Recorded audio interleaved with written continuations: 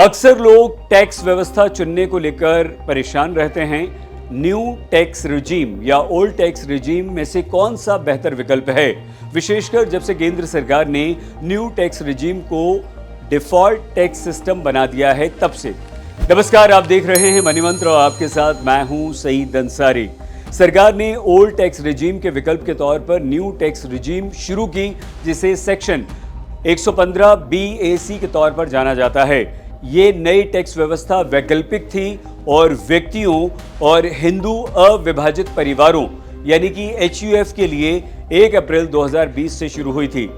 3 साल तक संचालन के बाद केंद्रीय वित्त मंत्री निर्मला सीतारमण ने केंद्रीय बजट 2023 के दौरान घोषणा की कि आगे चलकर ये नई टैक्स व्यवस्था उन करदाताओं के लिए डिफॉल्ट टैक्स सिस्टम बन जाएगी जो नए वित्तीय वर्ष की शुरुआत में कोई भी प्रेफरेंस को सेलेक्ट नहीं करते हैं।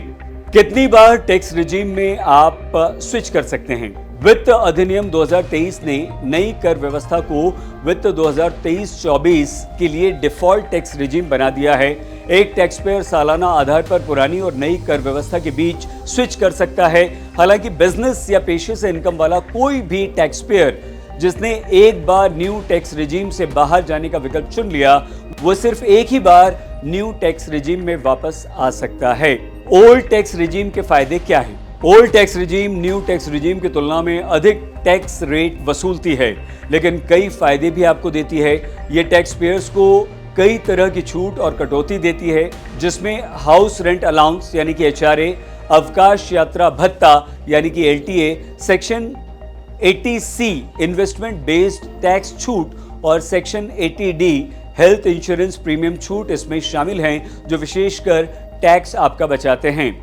ओल्ड टैक्स रिजीम में लोगों को टैक्स सेविंग योजनाओं में निवेश के लिए प्रोत्साहित किया जाता है। इसमें निवेश की आदत के साथ साथ लॉन्ग टर्म में काफी अच्छा फंड जमा होता है। अब न्यू टैक्स रिजीम के फायदे क्या हैं? दूसरी ओर न्यू टैक्स रिजीम कम टैक्स रेट्स की पेशकश करती है, लेकिन अधिकांश छूट और कटौती इसमें आपको नहीं मिलती। इसमें NPS के तहत कंपनी के कंट्रीब्यूशन और एक्स्ट्रा कर्मचारी लागत जैसे विशेष मामलों को छोड़कर कटौती उपलब्ध नहीं है। बिजनेस टुडे की एक रिपोर्ट के अनुसार अगर आपकी हर महीने की गवाही 80,000 रुपए है, तो अब आपको कितना टैक्स देना होगा और कौन सी टैक्स व्यवस्था आपके लिए बेहतर है?